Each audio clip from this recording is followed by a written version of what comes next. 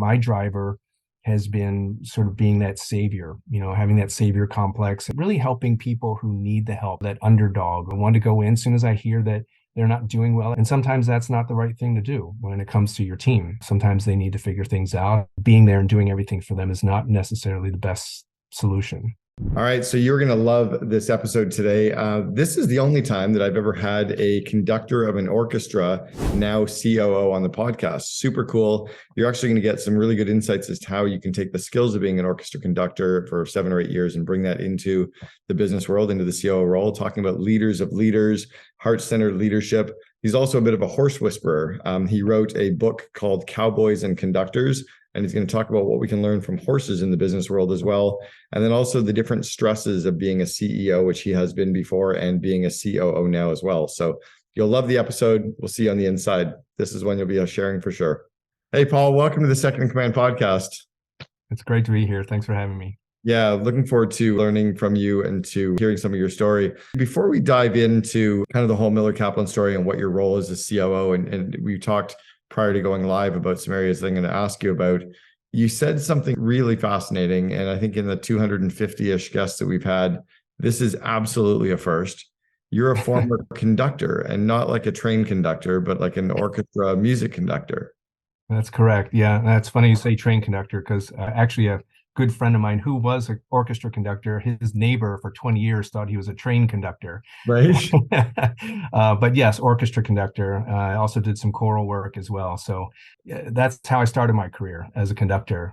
Got into music when I was a kid, and switched careers, but I still use my conducting lessons and training and experience still today. Yeah, and I don't think that this is a career that anyone in the history of ever knows how you get started in, except for conductors and people in an orchestra. Like, I don't think you don't bump into people on the streets and go, oh, I know how you get that job. How do you start at that? Do you just get frustrated being a musician and do it? Or do you just need to control the chatter of the musicians, or what is it? Usually the path is you start in music. Obviously, when you go into a music career, you can't start it like when you get to college. You can't think, oh, I might pick up the violin and be a musician. I mean, usually our training, as early as 3 or 5 years old. I got a late start at 12, and my life changed. I grew up in Baltimore. My life changed because a choir director started a boy choir and sort of pulled me off the streets and put me into this choir. So I thought, I want to be that person. I want to be that mentor. But, most people become a musician first, whatever the instrument is. And, I don't know what it is that calls certain people to want to be up in front.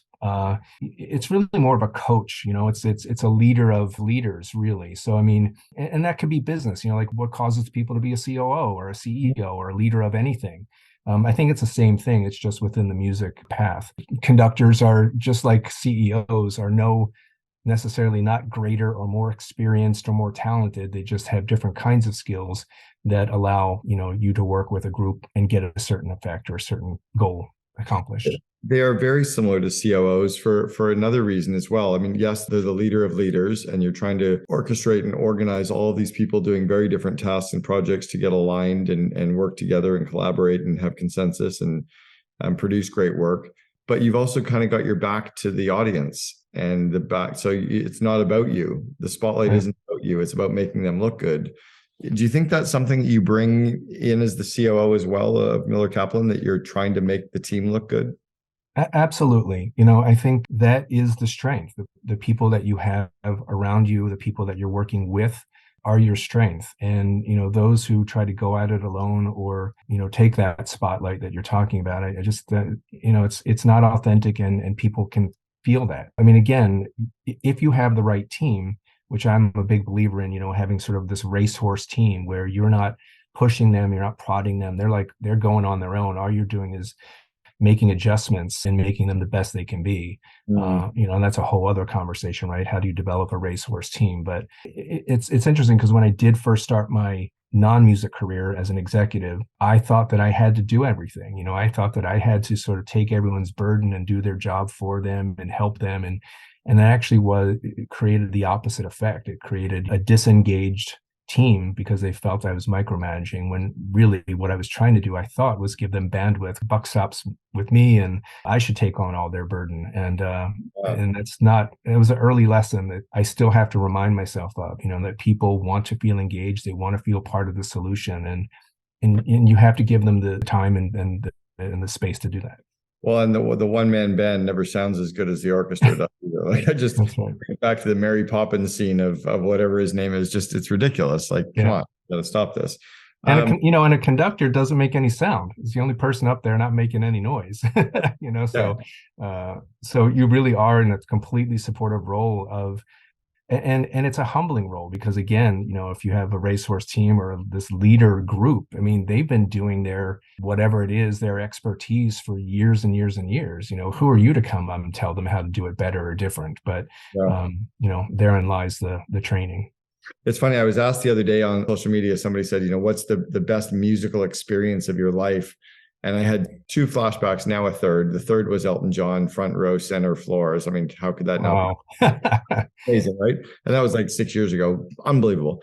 But the two that hit me very, very quickly had an orchestra involved. And I'm not necessarily normally an orchestra kind of person, but one was about 4 years ago with my two boys who were 17 and 15. And we saw The Who playing with the symphony orchestra on stage.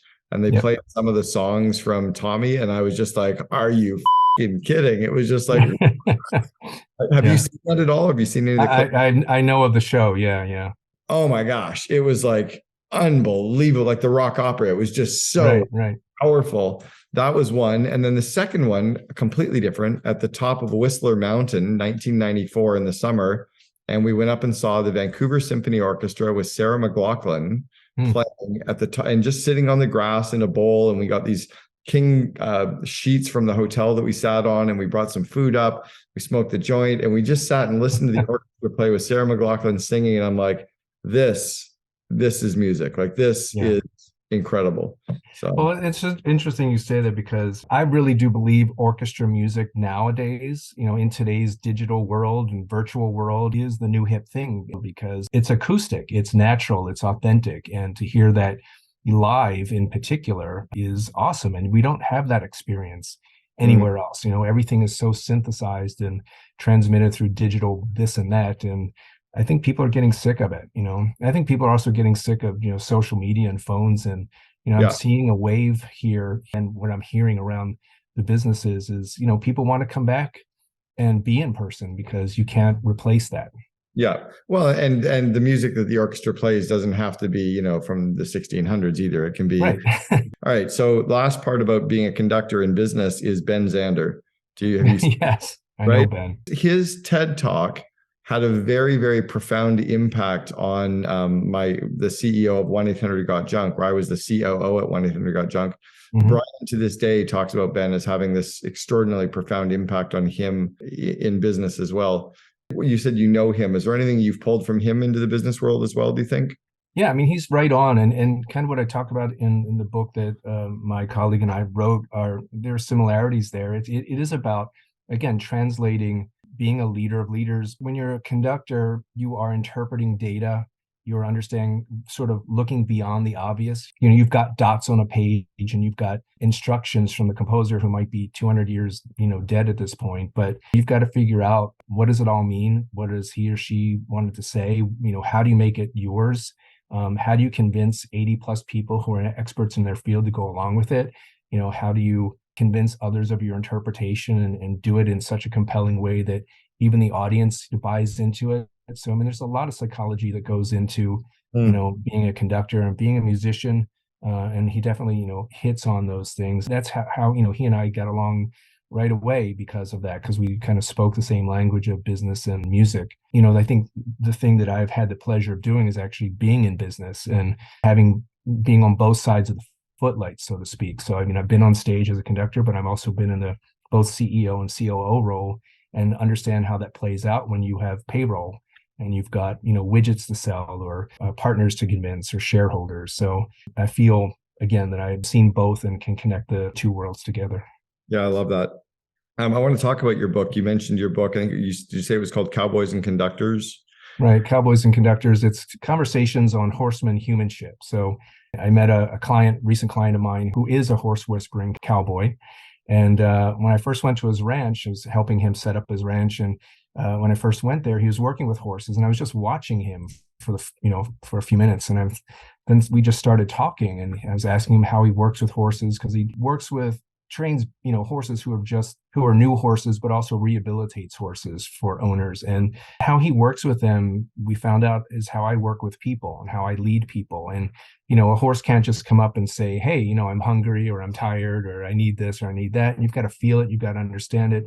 And horses are extremely intelligent beings as well, and they could feel your heartbeat from 4 feet away, and they can feel your anxiety or feel your presence, or and so I think a lot of that is true for people. We ignore that piece of it. And I know a lot of CEOs and business leaders don't want to hear this, but the people part of it is absolutely what drives bottom line. And not the kumbaya stuff, but really, really instinctually working with people like one would work with a horse.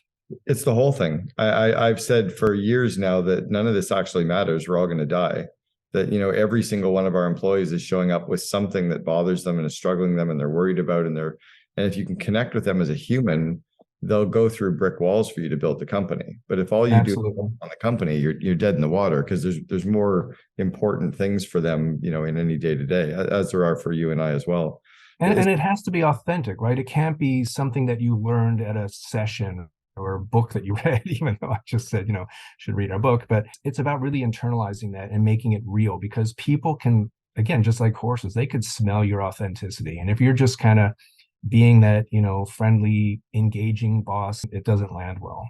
Well, it's interesting. I spent a few days with a CEO of a company. I'm grasping at what his name is. I can't remember his name. He's a YPO member, and he's blind, and has been blind since around, I think, 10 or 12 years old.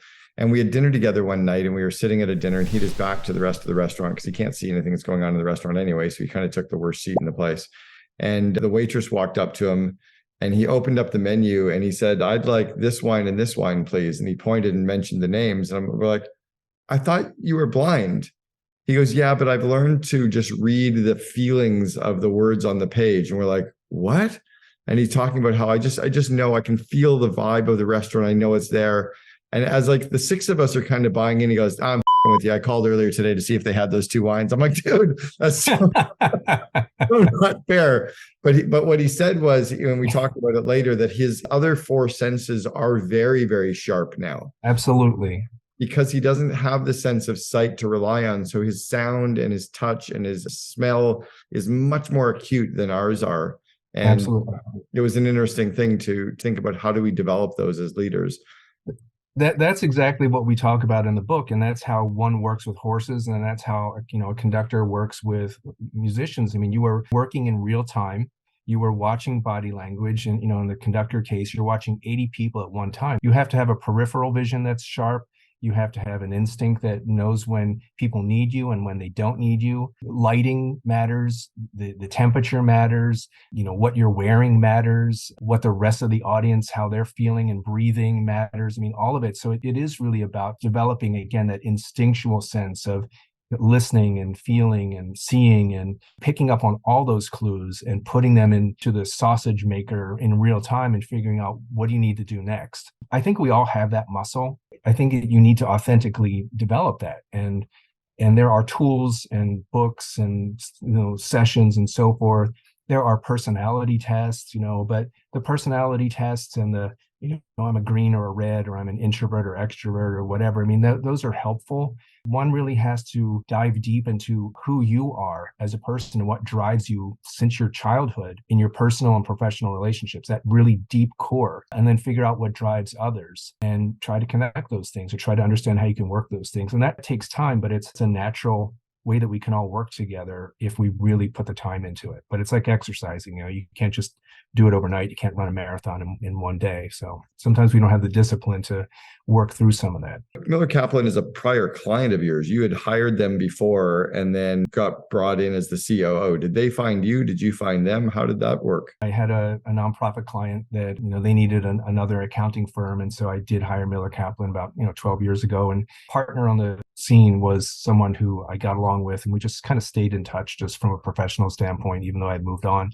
And yeah, I was, doing consulting, as we were talking about earlier. And I love consulting, but in the consulting world that I was in, which is change and transformation and getting organizations to do the right thing, all the stuff we're talking about, two things were happening. One, it was taking so much energy out of me to just convince CEOs that this change that we're talking about is important and will actually help the bottom line. And two, always having your eye on the next client can be distracting. So I saw it on LinkedIn. I just saw that Miller Kaplan had an opening for COO. I thought, I can take all of what I've been doing and put it into one organization. And then really what sealed the deal for me was having the interview with the managing partner here, sort of CEO of the firm. And he and I are on the same page with what you and I are talking about. And I thought, and I said to him that day, I said, if I could spend all my time actually doing the work and not spending half of it trying to convince you that it's important or how we go about it is important, that would be awesome. And I got the job, and it's been that. I haven't had to convince, the CEO that this kind of people work is important. So a couple parts to that. One is, how did you and the CEO divide and conquer kind of roles and responsibilities? Who does what? Was there a prior COO, or was this a new role for the organization? I think it's a new purpose, one that does sort of get into all of the areas of the company and does work on strategy and does, execute. It's interesting because I think this is most likely every company, but the CEO role is almost, if we go back to the arts world, sort of that artistic director, that visionary who has, the bigger picture, and here's what I want, where I want the place to be, and then relies on the CEO of that artistic organization, whether it's a museum or an orchestra or whatever, to carry out the business pieces of it and make sure that it gets done, but also that you work as partners. Both can be strategic, both can have ideas of execution. And I think the secret sauce is both of you understanding what your roles are, but also being empathetic to those roles, but also understanding at the end of the day, this is your role, this is my role, and here's how we might even conquer things together. To me, it have to have lots of layers of trust and relationship to make it work. You can't just approach it from a business stand. You really need to, Right. You need to have a good relationship with that person in order for it to work. Because, in any day, things are coming at you, and it's almost like being at war. You've got to have each other's back, even though you're not in the same room. You got to know that, so it's complicated and fascinating. And you're touching on some good stuff. This is my newest book that comes out on Tuesday, called The Second. I saw that, yeah. And one of the things I talk about in that book is building that communication and building that trust and building that relationship with the CEO in a very kind of yin and yang way. Absolutely. And sometimes we need to, as the COO, kind of be the person who tells the CEO that they don't have any clothes on, right? Like the emperor's new suit. Absolutely. Tell them where they're screwing up. Tell them we disagree. How do you do that in a way that they hear you and are receptive to that? A couple of things. One, I think data is important, using data, and also just not making it personal. Sometimes, we read the tea leaves differently, and it's not good or bad. But I think, when you have a relationship where that you're both, in a business sense, you're both trying to do what's best for the firm. It's not a personal thing. It's not an ego thing. Then I think that you can call each other. I think, as you said, yin and yang, both can call each other. You're trying to figure out life together. And, no one teaches you how to be a COO or a CEO. And I remember the first day on the job when I was a CEO, I sat down at my desk and I'm like, okay, now what? I got the job. Here I am. What am I supposed to do every day? And 20, 30 years later, it's the same feeling. Like, what am I doing here? Should I be here? Are empathetic about that, to your CEO, right? Then he or she is feeling the same thing you are. And so you're kind of in it together. True. Very true. Can you speak to the difference between the CEO and the COO? I mean, you've had a pretty interesting lens that not a lot of people do. Often they'll go from the COO up to the CEO role, but not as often that they'll be in both roles at all. Yeah, I've thought about this a lot. The CEO, the buck stops there, right? I mean, the first person on the line of defense, the COO can actually get a lot of things done behind the scenes and work sort of legislatively, uh, and work with the CEO. I think they have different stresses, right? I think the CEO role has a stress in that no matter what happens under you, you're responsible for it, right? And then the COO stress might be, well, I don't have the last say, and if we don't agree, I don't not get my way, but there's a hierarchy where you don't have the last say, and that really shouldn't matter at the end of the day. Again, if you're both, trying to figure out what's best for the company, to me, it's just a title and a reporting structure. I think again, COO more tactical and strategic, whereas the CEO more strategic and visionary, and both complement each other. I mean, in my case right now, I feel like we both have similar strengths, and yet still enough of a difference on what should be next and what is the strategy, and how to execute on that is different enough that we can learn from each other. You mentioned some personality profiles earlier. Are personality profiles something that you use in the business, and do you use them in the interview process, post interview? Where do you use them and where? I know your listeners are probably not going to hear this. No, I don't. I don't use them. I mean, I think they're interesting, but I try to assess people based on things that we've been talking about and the things that are in the book, which is sort of, the physical, the emotional, asking them questions that, like starting an interview for a job and just saying, tell me your journey, tell me your life's journey from beginning to middle to where you're headed. And often I'll hear a lot of things in that and get a lot of signals and clues. And then I have some other questions that I won't let people know about, but it gives me insight into kind of what makes them tick. Going back to that driver, I do try to figure out what their drivers are, and then build a team based on that. Again, those personality surveys and things, they're helpful. They can give you different angles of a picture, but I think that we don't spend enough time truly understanding each other on a very visceral, basic level. And we tend to use those, and again, nothing against those personality surveys, but we tend to use them as a crutch, and again, sort of as an inauthentic way of looking at people. They are not a green or a red, they are a person.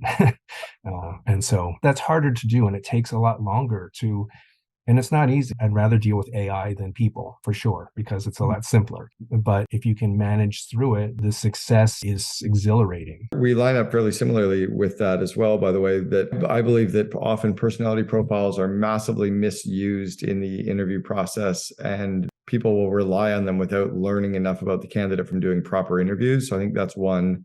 Secondly, I don't think that you should take a personality profile and that's how you build your company. What I like is doing almost one personality. Let's say I'm talking about the leadership team. I will get the whole leadership team to do a personality profile this year, and maybe we use Colby, and we'll use that as a starting point to talk about each other and learn how to get together. And it's kind of like it's a spark for the fire to have some discussion. Right. Like the cards that you find sometimes on dinner tables, the communication starters. That's not the whole dinner, but it kind of gets some fun conversation going, past what do you do for work, which none of us give a shit about.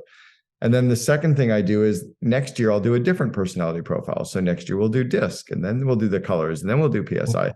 So every year we'll do a different profile on each other to learn more about each other, but not as the be all and the end all, right? I absolutely agree with you. That is the more responsible way to do it. Mm-hmm. But there are people who rely on that, and then they use that as the end all, and it almost diminishes their importance. My executive assistant and I talked about one of the personality profiles called love languages. And we said, you can take love language into the workforce, that, physical touch. So I'm not going to walk up and start like having the same physical touch with one of my employees that I might have with my wife.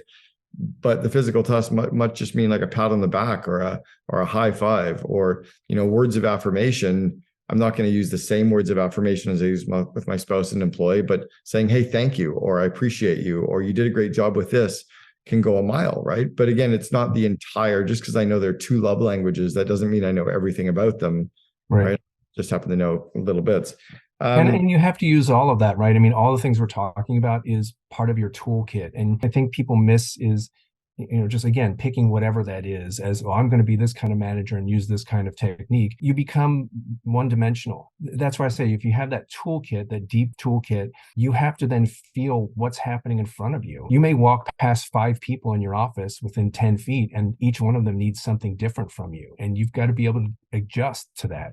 Again, that's where conducting comes in, or horse training comes in. Like, you can't just say, I need you to do this now. Especially if you do that to a horse, they could just bite you and kick you and you could be dead. So, we as humans don't do that too much, but the instinct is there for sure. I met a woman years ago who did some equine therapy, like horse therapy. And it's not therapy for the horses. It's taking people out to work with horses, and the horses teach. Do you ever do that with any of your teams? Do you ever take your employees out and leadership teams out and have them work with horses and talk to them? We are talking about that. Exactly right. Exactly. And it's powerful. Yeah. I mean, these beasts are, they're huge, and they can be very daunting, just like people can, right, if you allow them. So yeah, she was doing it with kids, troubled youth, to see the connection between these kids, and you could see that it was unbelievable. It was like a super, super powerful connection. But again, I'd say that we have that as humans. We just tend to Ignore sort it. of put it in a box. We don't tap into that piece of us, but we have it. There's a Harvard professor who did a study about, and she said that when you meet someone, immediately you assess them, like you've assessed them within 2 seconds. Sure. Do you trust them? Do you like them? And there are all these things going on in the background that we don't tap into, but we can. And that's what horses do. Like, horses just size you up. And the way horses, the reason I think horses are used for those therapies is because they can get to a deeper level of understanding and emotion right away. Wow. That those kids, are starving for. That they can't really articulate, but they can feel things. And we can do that as people. We can be the same kind of people if we allow ourselves to do that. And again, I know that sounds, woo-woo and, soft, touchy-feely, but I really do see, like you said earlier, just saying hi and being genuinely concerned about people's day is all it takes sometimes to start down that journey. So it's not like you have to, commit to a full relationship, with everybody, but again, it takes time. It's also okay being a little bit woo-woo in business, because it's 2023. It's not 1985, right? So we're allowed to kind of tap into some of this stuff now. It's becoming more slowly but surely. Yeah. Well, what about your skill development as a leader? Where have you had to work on your skills over the years, and what are you working on today? One of the things that has, as I mentioned earlier, that I constantly try to work on is not jumping in and providing that bandwidth to my team members when I feel like they need it. I mean, even just recently, people feel like I'm micromanaging or making them feel that they're not qualified to do it, so I've got to do it. And I said just the opposite. I see how stressed you are, and I figured I'd pick up this piece of your job. And I think, not communicating that and continuing to be aware of that. My interest is really to help them, not to micromanage them or not to say you're not qualified to do your job. So my driver has been sort of being that savior, having that savior complex and really helping people who need the help, that underdog and that's how I got into helping organizations that were flatlined. I wanted to go in as soon as I hear that they're not doing well, I want to just put my cape on and jump in and help. And sometimes that's not the right thing to do when it comes to your team. Sometimes they need to figure things out. Being there and doing everything for them is not necessarily the best solution. So I'm still working on that from day one of being the CEO to, all these years later, still working on it. Now I've got visions of you wearing like a Superman cape, riding a horse and waving your baton. It's getting there. You go. That's a different kind of novel. Right, so let's go back to the 22-year-old Paul, and you need some advice, and you turn to your current day self. What advice would you give yourself back then that you know to be true today? Don't try to convince others of how awesome you are. Just, add value, especially, if they're going to hire you or if they're talking to you. They already think you're awesome, right? You've already passed that test. So figure out how you can add true value to people and start there. Don't lose the Disney magic. I grew up on Warner Brothers cartoons where the coyote was blown up and then the next scene he's back on his bike or whatever. And if you don't continue to believe in something, that the glass is overflowing or that there's that possibility that the coyote will survive one more time, that positivity, that sort of Disney magic thing has really carried me through life. And a lot of people let other people blow that flame out, or you get beaten down so much that you lose it. And I say, keep it. Do everything you can to protect it. I love that. Paul Zdunek. Awesome. Thank you very much for sharing with us today on the Second in Command podcast. Really appreciate your time, Paul. My pleasure. One of my big mantras over the years for me has been make informed decisions by using data. The data that's in front of you should be the thing that you are using as a guide to help inform decision making. It doesn't make the decision for you, but it certainly is there to help guide and provide as much factual perspective as possible.